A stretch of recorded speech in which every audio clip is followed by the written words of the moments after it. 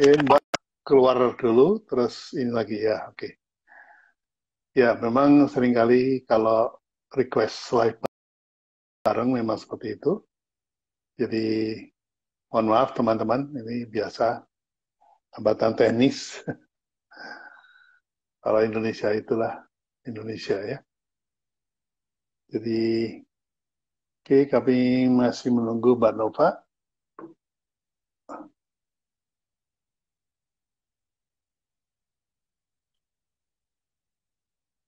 Ya, mudah-mudahan kali ini bisa masuk. Kelihatannya uh, bermasalah dengan bandwidth.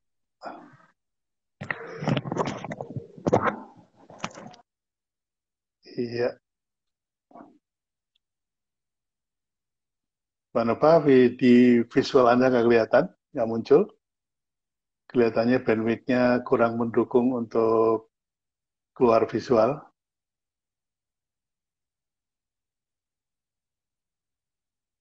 Dicoba lagi mungkin. Ya, alhamdulillah. Akhirnya Assalamualaikum. berhasil. Waalaikumsalam. Sore Ya. Pak Bi. Sore Mbak Yima. Ya. Gimana Mas Satria, sudah pulang ke rumah atau masih di rumah sakit? Sudah baru pulang kemarin, hari ini masih recovery Pak Bi. Ya, alhamdulillah, alhamdulillah. Mudah-mudahan cepat sembuh, cepat Masih Pak aktif Bi. kembali. Iya, Ya, amin. baik, Mbak Yima. Tadi saya belum sempat membuka karena udah langsung Mbak Yima masuk. Tapi kira-kira seperti ini, saya jelasin dulu sama teman-teman bahwa hari ini kita akan ngebahas tentang ayam geprek Pangeran. Ya. Ayam geprek Pangeran sekarang sudah bisa dinikmati di rumah. Nah, Ya. kita pengen bincang-bincang tentang ayam geprek Pangeran ini, yang kebetulan foundernya sudah siap, ready untuk menjelaskan pada kita. Menurut beliau, berawal dari follower, akhirnya menjadi market leader di kota Bandung dan sekitarnya. Nah, memang akhirnya dengan cepat bisa menjadi leader. Nah, apa yang membuat ayam geprek Pangeran ini menjadi leader? Nanti kita akan korek dari Mbak Nova. Nah, itu tadi topik yang akan kita bahas. Nah, sekarang sebelum kita bahas, saya minta Mbak Nova memperkenalkan diri dari awal muasalnya membuka geprek Pangeran ini, apa latar belakang di balik itu. Silakan. Ya. Halo, Assalamualaikum warahmatullahi wabarakatuh. Selamat sore semuanya. Perkenalkan, saya Nova dari brand Ayam Geprek Pangeran. Sebenarnya usaha ini kita dirikan berdua, saya dan suami sebenarnya. Ide awal kita berdua rancang waktu itu sekitar 3 tahun yang lalu, Pak Bi. Nah, 3 tahun yang lalu banyak bermunculan ayam geprek di Kota Bandung. Nah, dari situ kita lihat ini peluangnya cukup besar karena kita lihat bahwa animonya waktu itu sangat besar. Dari situ kita lihat apa sih yang bisa kita bangun di sini tapi beda dengan ayam geprek yang ada saat itu. Nah, waktu itu kita lihat, oh ternyata ayam geprek itu banyak kan pinggir jalan gitu. Terus nggak pakai ruko, rukonya kecil, terus tempatnya panas. Nah, itu yang kita tangkap pertama. Terus yang kedua, orang apa sih yang dibeli dari ayam geprek? Oh, ternyata sambelnya. Orang itu request sambel. Kalau ayam mungkin orang akan ke KFC, McD, dan segala macam gitu, Pak. Kalau sambel, dia akan cari ayam geprek. Nah, dari dua ini kita combine, akhirnya kita dirikan satu tempat di Antapani awalnya untuk bentuk adalah seperti restoran. Ada AC, ada yang AC, ada yang non AC, lumayan besar, minimal sitting capacity-nya sekitar 60 sampai 70, dan kita angkat sambal sebagai DNA-nya, gitu Pak Bi. Iya, mantap. Sebelum lanjut, Mbak Nova, kameranya dinaikin sedikit supaya kepalanya nggak terpotong. Ya, Ini Pak Eh, terlalu tinggi, turunin sedikit. Ya, Ya, ya seperti itu. bentar. Jangan kepotong kepalanya. Nah, Baik, oke Pak Bi. oke. Mas Satria dan Mbak Nova ikut workshop bisa bikin brand. Dan pada waktu itu kita cari DNA-nya, dan kita Betul, temukan bahwa DNA dari ayam geprek Pangeran itu adalah pada sambalnya. betul, Ya. betul sekali Pak Bi. Dan sambal yang disiapkan oleh ayam geprek Pangeran ini adalah sambal yang biasa Sedap, dimakan oleh para raja-raja sebelumnya. Jadi betul. karena namanya Pangeran. Jadi, Iya, nah, tadi saya posting ada 6 unggulan sambal dari ayam geprek Pangeran ini yang luar biasa. Artinya itu yang menjadi DNA-nya. Nah, betul. monggo diceritakan bagaimana ceritanya kok masuknya ke sambal. Padahal jualannya ayam geprek. Iya, Tapi yang jualannya yang di sambal ya. ya jualannya sambal. Silakan. Oke, jadi awalnya tadi balik lagi kan tadi kita lihat ternyata orang ayam geprek itu nyarinya sambal ternyata Pak Bi. Ya, Akhirnya ya. kita coba combine beberapa sambal, kita coba riset. eh, tapi kita maunya sambalnya itu pengennya sambal segar, jadi yang langsung Ya. diulek di depan customer. Jadi kita angkatlah beberapa seperti yang paling banyak diminati itu adalah sambal daun jeruk Pak Bi. Jadi kita Hmm. korek gitu, terus ditambahin daun jeruk. Nah itu peminatnya di Bandung itu sangat sangat besar. Korek gitu. Ya. Ya, nah terus setelah itu kita coba lagi sambal khasnya Bandung, cikur Pak Di. Cikur itu kencur. Jelas bagus juga. Itu. Nah dari situ Ya. kita kembangkan beberapa, akhirnya dapatlah 6 sambal yang sampai saat ini menjadi unggulan di ayam geprek Pangeran. Nah, waktu Ya. itu saya penasaran bisa bikin brand sama Pak Bi waktu itu, terus saya sempat diskusi sama Satria, terus Pak Bi mengusulkan, coba deh kalau kamu memang DNA-nya sambal, kamu coba buat sambal bulanan. Kita ikutin Pak Bi, Hmm. Ya. kita Ya. akhirnya sambal bulanan, tiap bulan berganti, kita promosikan di ads dan segala macam sehingga orang datang ke kita walaupun ujung-ujungnya nggak makan sambal itu, tapi dengan adanya sambal itu Trik-triknya ya untuk mendatangkan uh, traffic ya. Jadi seperti waktu saya menangani McDonald tahun 98-99, itu kita menggunakan four flavor, artinya menu-menu di luar menu utama, hanya untuk memancing traffic datang ke restoran. Ya, misalnya kayak ada Mac rendang, ada Mac sate, ada Mac Tokyo, itu sebetulnya iya kita nggak berharapkan sales dari situ, tapi betul itu untuk sekali mengundang customer datang. iya. Alhamdulillah. Nah, Alhamdulillah. eh, ada satu lagi waktu itu yang saya usulkan dan nampaknya waktu saya datang ke sana belum dilaksanakan, yaitu sambal karusel. Oh Jadi ya banyak ya Pak. ya itu sambalnya ada macam-macam, kita tinggal pilih. Nah, itu mungkin akan menjadi sesuatu yang sifatnya lebih premium kali ya, lebih Betul. premium Ini karena kita iniin ya Pak Bi. ya itu untuk apa namanya, bisa juga nanti di beberapa cabang sekarang yang ada di ayam geprek Pangeran di kota mana saja kalau boleh tahu, dan masih dalam satu manajemen ataukah di franchise? Monggo silakan. Oke, ayam geprek Pangeran saat ini ada 38 cabang Pak Bi. 38 kita Wow. ya sistemnya tidak franchise, kita semua dikelola oleh manajemen pusat. Jadi Ya. 38 cabang ini dihandle langsung dari Bandung. Eh, di Bandung sendiri ada 20 cabang. terus ada yang di Cirebon 2, Garut, Tasik, terus ada Karawang 2, Bekasi 1, Buaran, Pondok Kelapa, Jakarta, terus sama satu lagi di mana Buaran, Pondok Kelapa, Pondok Aren. Oh, Pondok Aren. Nah, ya. Ya, berarti Mbak Nova dan Mas Satria punya central kitchen untuk menyiapkan Betul. sambal dan bumbu-bumbunya ya. Betul, betul Pak B. Ya. Sudah Jadi sentral kitchen di Bandung. ya, jadi yang namanya restoran tinggal terima bahan mentah ya, kemudian Betul. diracik, digoreng di situ, dan sambalnya Ya, tinggal dihidangkan seperti itu ya. betul. Ya. Luar biasa.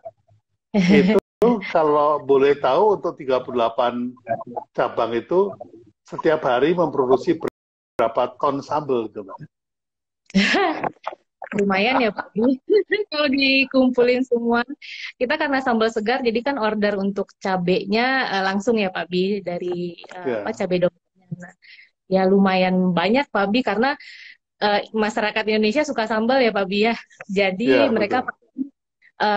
cabenya kalau di kita kan sistemnya pilih cabai berapa banyak. Jadi bukan level tapi berapa banyak. Nah, Ya. biasanya milihnya 10 Pak Bi. 10 cabai rawit domba itu cukup pedas. Nah, mereka langsung diulek langsung di depan mereka. Ulek, ya? Iya, ulek. Maksudnya ulek. Oh, berarti yang dikirim cabai ya, bukan sambalnya.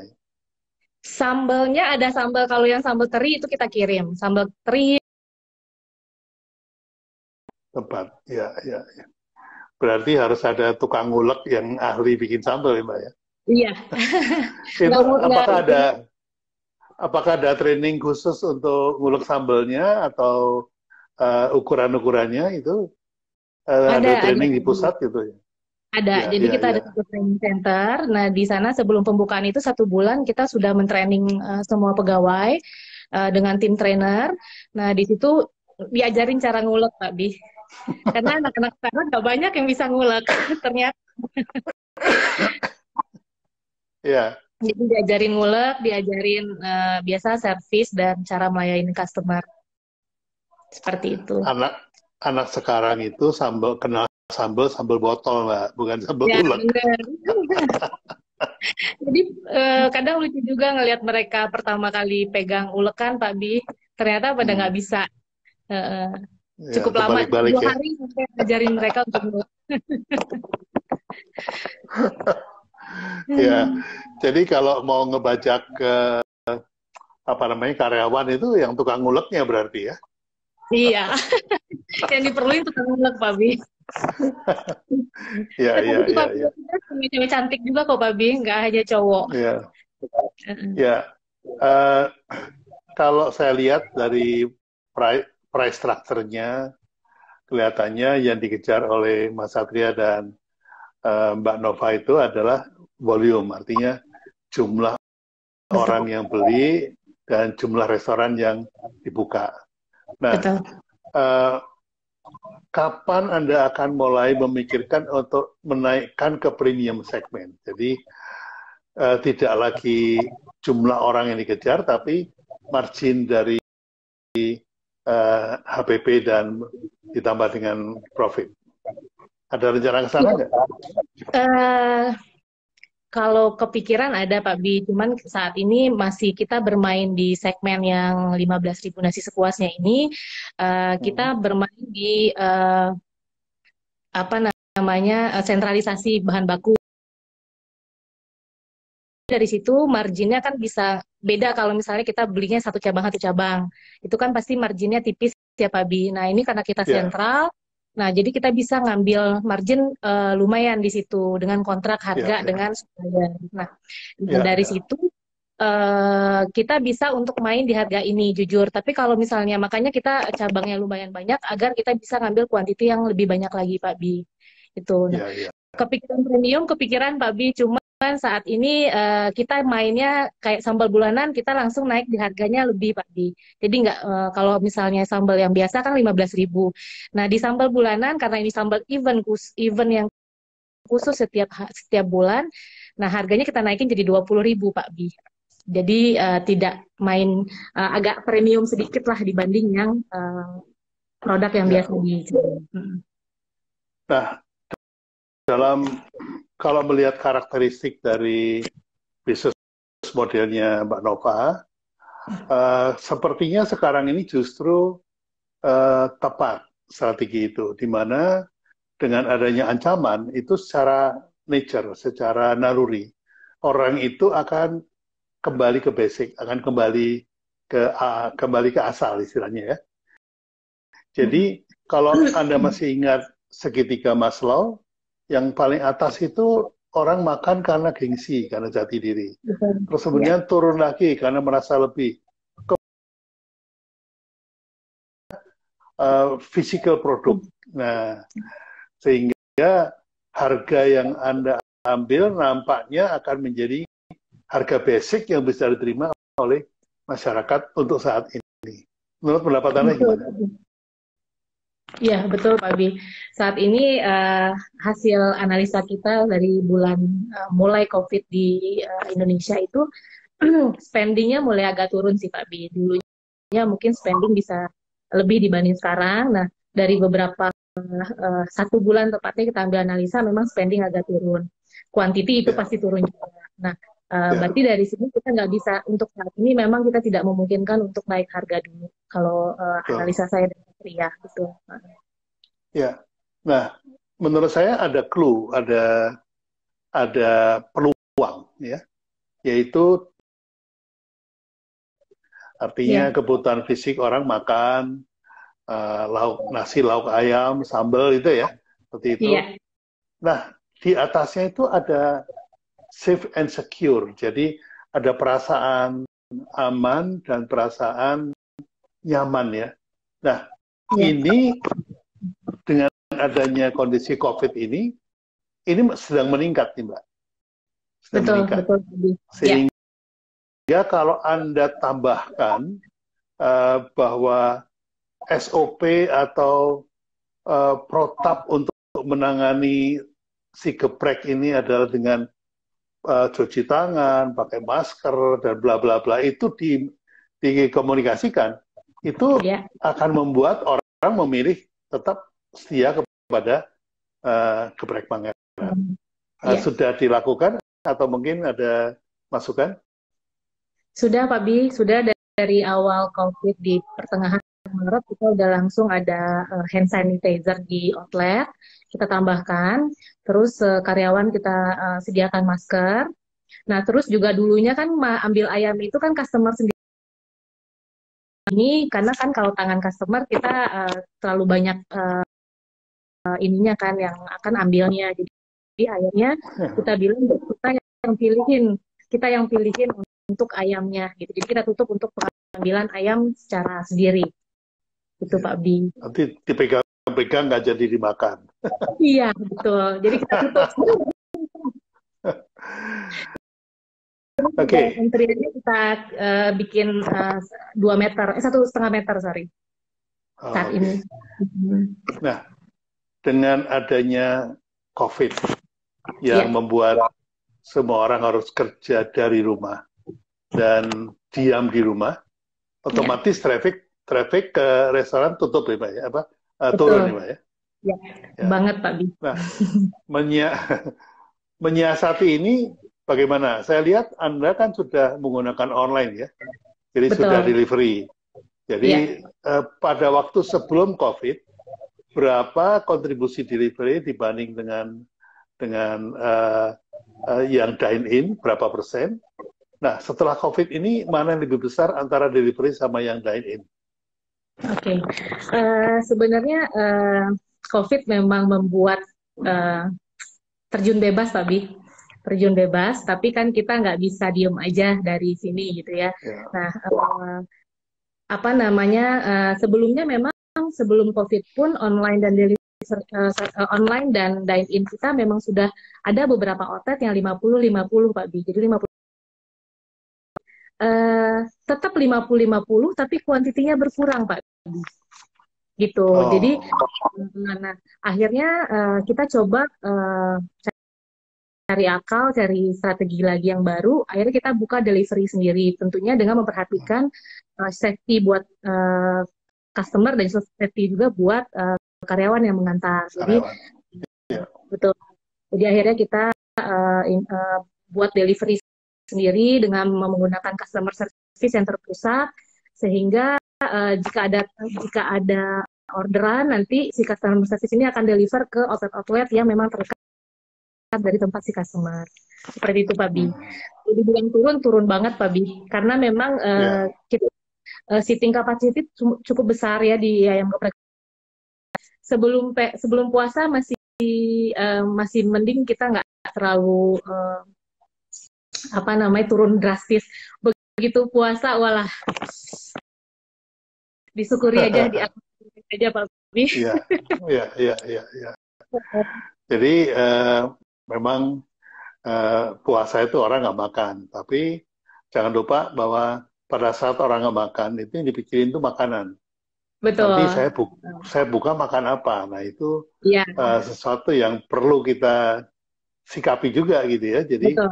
Meskipun mungkin mulutnya nggak makan ayam, tapi kalau bisa otaknya itu tetap makan ayam. mikir makan ayam. Betul. Iya. Nah, dengan adanya delivery maupun dine-in ini turun, program apa yang akan dilakukan oleh Mbak Nova untuk menaikkan juga Pak Bi, sekarang kan frozen food cukup besar ya, cukup naik. Orang senang mau masak di rumah tapi malas untuk prepare dari awal, sehingga mereka akhirnya memilih untuk makanan saji yang siap untuk dimasak. Nah, akhirnya kita bikin juga.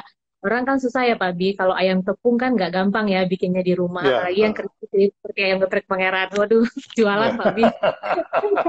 Akhirnya kita bikin frozen food. Iya.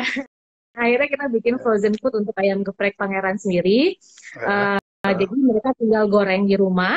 Sambalnya udah kita kasih juga. Mereka bisa milih mau sambal apa. Jadi bisa request sambalnya sambal apa. Itu Pak Bi. Ya. Jadi di sini nampaknya masih ada hambatan psikologis. Mereka masih ada, kalau istilahnya ada fear, ada danger. Itu ada dua hal yang berbeda ya. Jadi rasa aman mereka masih terusik. Jadi kalau dia terima ayam geprek sudah siap santap, mereka ngerasa, waduh, ini jangan-jangan handlingnya bener apa enggak? Tangannya bersih apa enggak? Nah, itu semua orang punya perasaan itu, sehingga mereka merasa lebih secure kalau beli setengah matang, dimasak di rumah, itu kan kena panas ya, virusnya mati lah gitu ya. Itu kan ada di dalam lalu, sehingga itu agak lama itu akan hilang, kecuali Anda bisa meyakinkan bahwa di kotak pengiriman itu Anda tulis, ini adalah protap menangani makanan yang ada di dalam kotak ini. Protapnya ini. Nah, itu akan membuat orang merasa bahwa, oh iya, saya kembali percaya kepada ayam geprek Pangeran untuk menangani food yang safety. Nah, ini bahwa di masa bukan krisis ya, kalau saya bilangnya ini chaos. Kenapa chaos? Karena ciri-cirinya menuju ke sana. Kalau krisis itu ciri-cirinya keadaan yang tidak stabil, mengandung perubahan yang mendasar untuk lebih baik atau lebih buruk. Jadi ibarat kapal terbang itu masih jalan, kena badai ya cuman oleng aja, tidak stabil. Tapi kalau sekarang ini pesawat lagi jalan, dipaksa tutup, nyungsep kan gitu. Betul. Nah, ini yang Anda bilang terjun bebas tadi, tidak ada yang bisa ngasih tahu kita, ini kondisinya akan sampai kapan. Betul. Ya? Bahkan presiden pun, orang nomor 1 di Indonesia, hanya mengira-ira. Kira-kira akan nanti lewat Juni akan turun. Baru kira-kira. Kira-kira Jadi, betul. dan itu pun orang masih tidak percaya karena Mm. ciri daripada chaos itu adalah satu, keadaan tidak menentu, yang kedua, kehilangan kepercayaan. Betul. Ya, padahal brand adalah trust. Ya, Jadi kalau Anda itu mempunyai brand yang kuat, itu trust-nya nggak akan turun. ya, Ya. Jadi contohnya seperti Indomie misalnya. Indomie itu kita membangun trust dari tahun 95 sampai sekarang sudah puluhan tahun, konsisten dibangun terus, sampai-sampai begitu pandemi yang dibeli orang malah Indomie. Indomie betul. Ya. Karena apa? Karena level of trust-nya itu tinggi. Nah, ini Iya, yang teman-teman mungkin terlambat ya mempersiapkan itu semua, iya. sehingga begitu apa namanya, begitu ada Kerasnya. pandemi, ya ada pandemi, dan kemudian apa namanya, rasa amannya terganggu, merek kita mental dari konsumen. Nah, ini Iya, yang harus kita waspadai.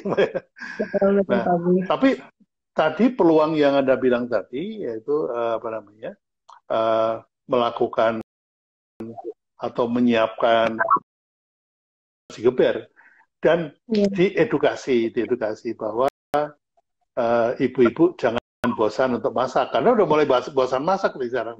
iya, iya, Udah mulai pesan restoran, udah capek di dapur lah, mukanya iya. udah keringetan, kena minyak, kena Udah nggak panas, pernah ya. dandan Pak Budi. Karena nggak biasa kan, nggak biasa gitu. Nah, oke. Mungkin ada yang mau disampaikan lagi, rencana-rencana atau mungkin solusi-solusi, karena uh, Mas Suswadi mengeluarkan sebuah e-book yang mengatakan bahwa ada 30 behavior baru, perilaku baru yang akan terbawa sampai nanti COVID selesai. Nah, ini Betul. harus diwaspadai. Jangan-jangan orang memang sudah tidak mau lagi pergi ke restoran, lebih Iya, suka makan di rumah. Nah, ini perlu diwaspadai. Jadi, iya, menurut Mbak, apa saja yang diamati dari perilaku konsumennya Mbak yang kemarin-kemarin itu? iya. Sekarang ini perubahannya apa? Monggo silakan. Sekarang kan berpindah untuk pesan di delivery atau di ojek online. Jadi saat ini karena pasarnya memang besar di situ, akhirnya kita coba lakukan promo-promo atau banyak menarik orang kembali gitu untuk pesan melalui ojol ini. Nah saat ini Ya, kuantiti ojolnya yang kita harus tingkatkan agar kita bisa survive di pandemi ini. Jadi kita kerjasama dengan ojolnya baik Gojek ataupun Grab. Nah, untuk bisa sama-sama saling bahu-membahu sehingga kita bisa untuk naik dan mereka pun kan juga akan diuntungkan dengan ini. Gitu. Jadi ya. semua promo saat ini kita coba lakukan. Tapi dengan Oke. tetap melihat COGS dan HPP-nya. Ya. Gitu Pak Budi. Tidak selalu promo itu harus memotong harga ya, Mbak ya. Betul. Jadi eh, Subsidi. kita ingat bahwa yang namanya marketing itu memang jalan duluan, produk disiapkan, harga dan segala macam, kemudian branding dilakukan. Nah, etapa terakhir itu adalah selling. Nah, Betul. selling ini ada 5 pendekatan yang bisa kita pakai. Yang pertama baru, ya, kata baru. Iya. Kata baru itu atau topping ya, misalnya sambal baru atau ayam baru atau apa gitu ya. Kata Iya. baru itu selalu menarik orang untuk datang. Nah, kalau kita bicara baru, baru ini uh, uh, sky is the limit.